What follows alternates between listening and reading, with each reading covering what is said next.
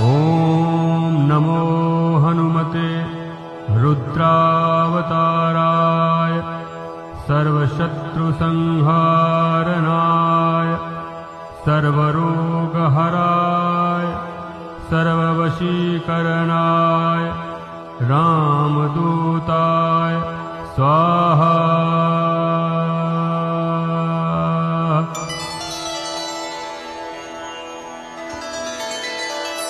ॐ नमो हनुमते रुद्रावताराय सर्वशत्रुसंहारणाय सर्वरोगहराय